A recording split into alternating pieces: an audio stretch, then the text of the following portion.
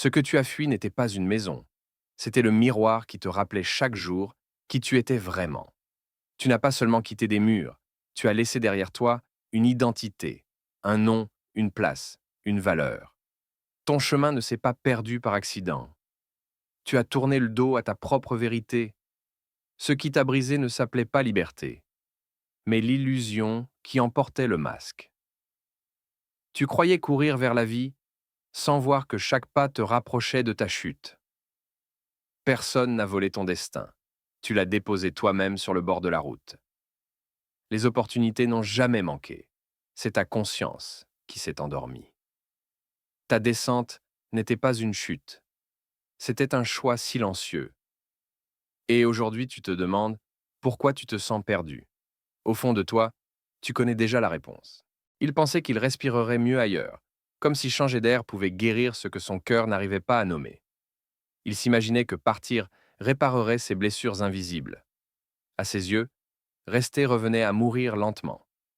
Il avait la sensation que personne ne le comprenait vraiment. Pour lui, l'amour devait faire du bruit pour sembler réel. La solitude lui promettait une douceur qu'il n'avait jamais connue. Il croyait que la nuit cacherait ses cicatrices. Il espérait que l'argent remplirait le vide qu'il portait en lui. Il était persuadé qu'en partant, il finirait par se trouver. Et pourtant, c'est là qu'il s'est perdu. Dans un village paisible vivait un père dont la véritable richesse ne se comptait pas en pièces, mais en bonté. Sa maison respirait la paix et la simplicité. Ses enfants représentaient tout ce qu'il possédait de plus précieux. Le plus jeune, lui, portait en lui une impatience brûlante. Il voulait vivre maintenant, sans attendre que le temps fasse son œuvre. Demain lui semblait trop loin. La construction lente lui paraissait inutile. La patience, une perte de temps. Ce qu'il cherchait, c'était le raccourci. Il s'approcha de son père, le regard hésitant mais la décision déjà prise. Il inspira profondément, comme pour rassembler son courage. Ses lèvres s'ouvrirent lentement. Il formula sa demande. Il réclama son héritage. Pas plus tard, maintenant. Ce jour-là, il ne demanda pas simplement de l'argent. À travers ses mots, c'était une rupture qu'il réclamait, une manière d'effacer le lien qu'il attachait encore à son père, une séparation presque mortelle dans ce qu'elle signifiait. Il voulait retirer son père de son avenir, vivre sans racines, sans héritage moral, sans regard pour le guider, sans voix pour le corriger. Le père resta silencieux. Son cœur saignait. Pourtant, son amour demeurait intact. Il divisa l'héritage. Il ouvrit la porte. Et il le laissa partir. Le monde l'accueillit dans un tourbillon de bruit et de lumière qui lui donna l'impression d'entrer enfin dans la vraie vie. Partout autour de lui, des promesses faciles semblaient lui tendre les bras.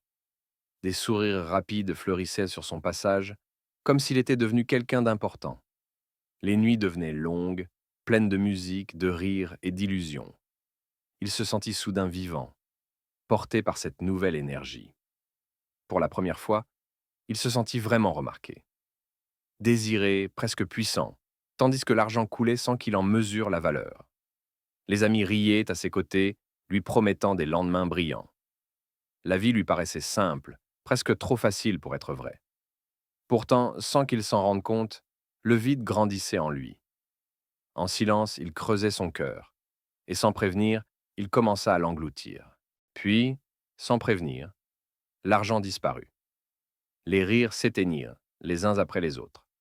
Les promesses s'envolèrent comme si elles n'avaient jamais existé. Les amis partirent, laissant derrière eux un silence brutal. Les nuits devinrent longues et froides. La faim s'installa. Le silence pesa lourd sur ses épaules.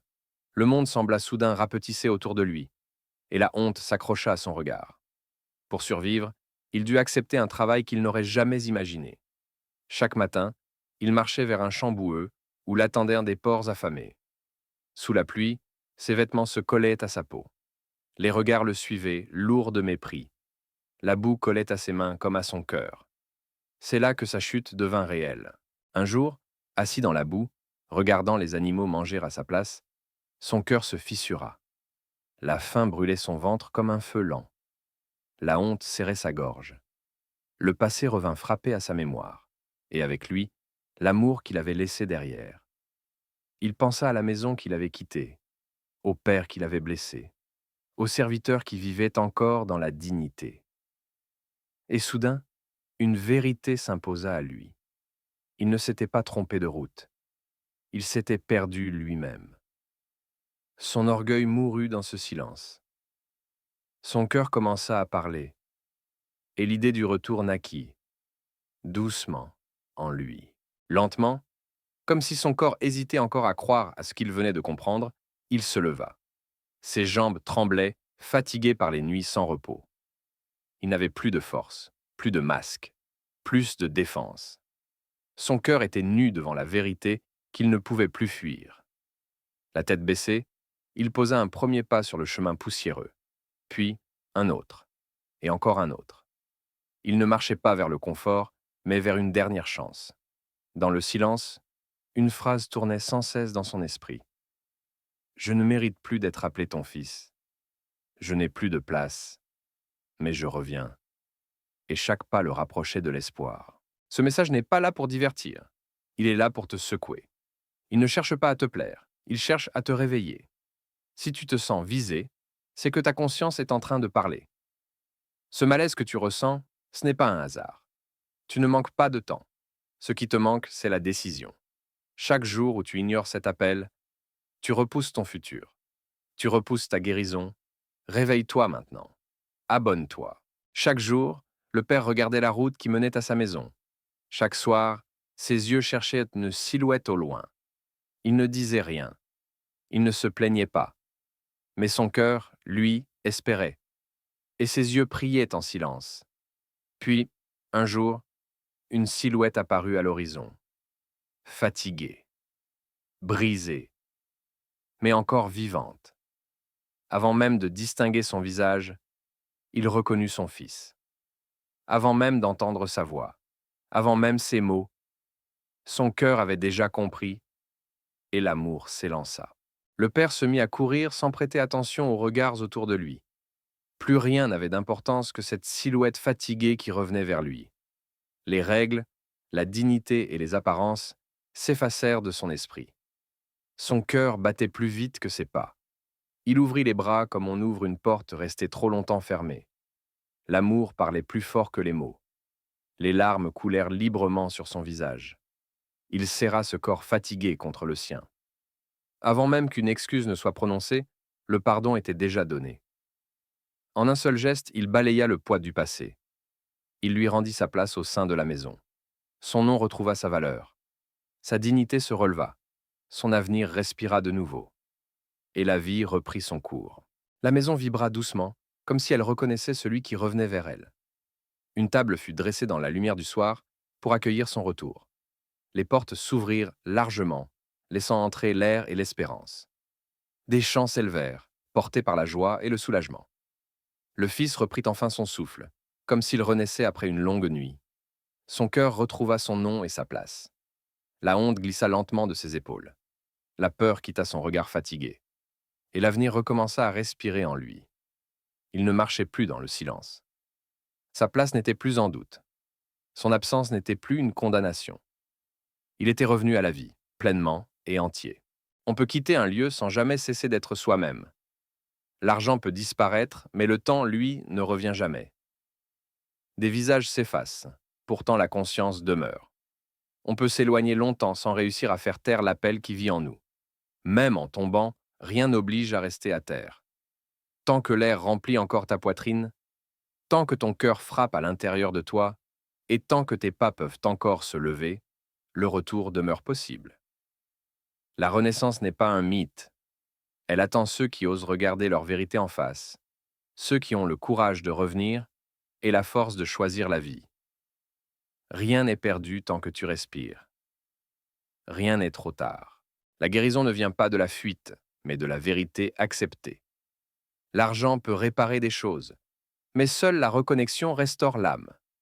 Ce n'est pas la distance qui libère, c'est la conscience éveillée. Aucune route n'est trop longue pour celui qui choisit de revenir. Aucune nuit n'est trop sombre pour celui qui rallume sa lumière. Même le cœur le plus blessé peut encore renaître. Tant qu'un souffle habite ta poitrine, Tant qu'une étincelle vit en toi, une porte demeure ouverte et l'espoir ne meurt pas. Si ce message t'a touché, ce n'est pas un hasard.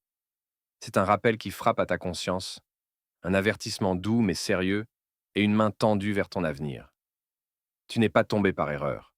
Tu es ici parce qu'un choix t'attend. Le choix de revenir.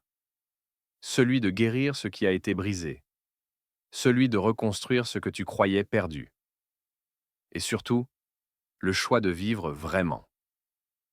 Écris maintenant dans ton cœur. Je reviens. Abonne-toi à AGIH Motivation. Car ce canal n'est pas un simple divertissement, c'est un espace de renaissance. Et ton moment commence maintenant.